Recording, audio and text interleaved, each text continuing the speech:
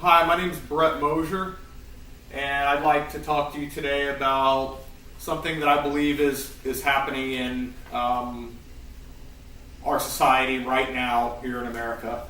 It's becoming a lot more talked about, and it has to do with equality in a roundabout way, and it definitely affects our money and our economic status and our safety.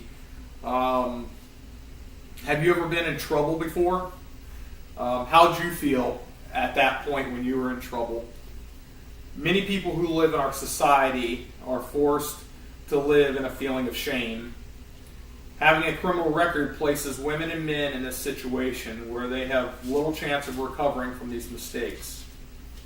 The women and men who are convicted of crimes in a system that in some circumstances just wants to have a conviction so the case will be closed. The rehabilitation is not the main concern of the courts, but it should be.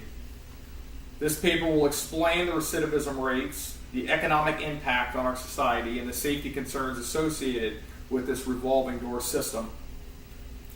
The recidivism rates in America are extremely high. In fact, the Bureau of Justice Statistics released information on recidivism rates in the U.S., and these numbers can be quite disturbing.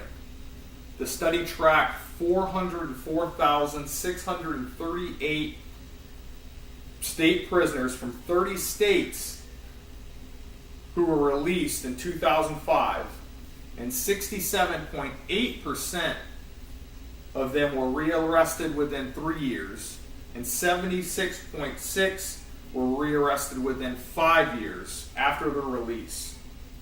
About a third of the rearrests were made within the first 6 months on the latter half of the group, and half were made by the first year of release.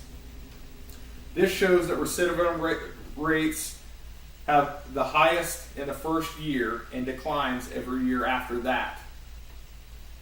These women and men are, in a way, set up to fail. They are put into coercive, violent environments which create psychological impacts on these individuals. Then they are released into an environment where, again, barriers are put up and hard to overcome without the proper help. These individuals have hard times finding jobs or housing and are put into survival mode without a lot of support. The economic impact on our society from not rehabilitating these women and men are staggering.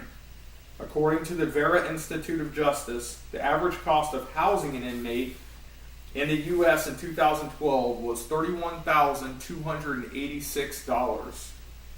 Just multiply that before mentioned number by the 6,937,600 offenders in 2012, and you get $217,049,753,600.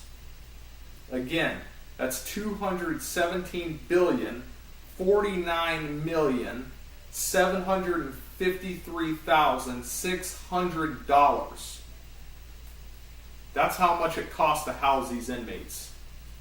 We're paying for that. There has to be a better way. Sending these individuals to college would be less costly and more beneficial to our society as a whole, just due to our advancements in technology and the understanding that people make mistakes and people learn in different ways.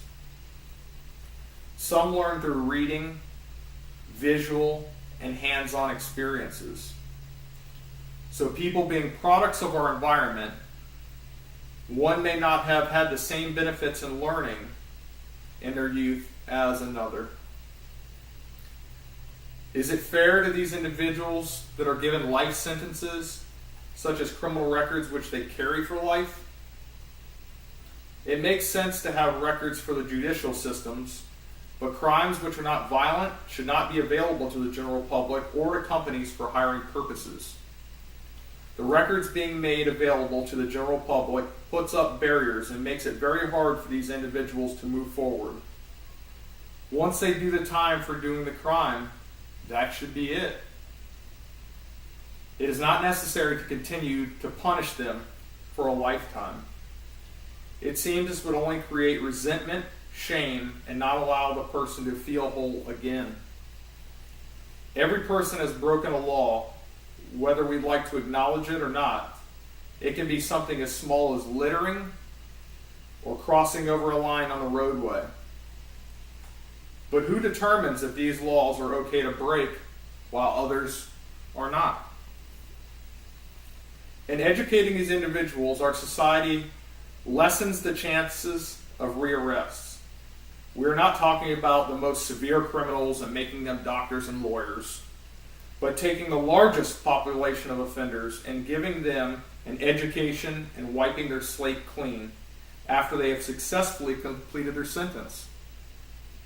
This allows for a successful transition into our society. Having the proper tools needed to survive and make logical decisions is a necessity in rehabilitating these people. The other choice is to continue what our society has done since the establishment of our nation. The criminal population continues to rise, and the crimes become more elaborate than ever before. One would think that doing the same thing over and over, expecting different results, may be psychotic. I'm just saying. Many people who live in our society are forced to live in this feeling of shame. Having a criminal record places the women and men in this situation where they have little chance of recovering from their mistakes. These women and men are convicted of crimes in a system that in some circumstances just want to have convictions so they can close the case. The rehabilitation is not a concern of the courts. Hopefully, I brought some light to the recidivism rates and the economic impact on our society and the safety concerns associated with the revolving door system. These offenders are people too. They have made mistakes, as everyone has, and deserve a chance to correct their mistakes they have made and move forward. Putting up barriers after completion of their sentences does not make sense. This will only cause greater issues and economic problems to occur for our society. Thank you for listening.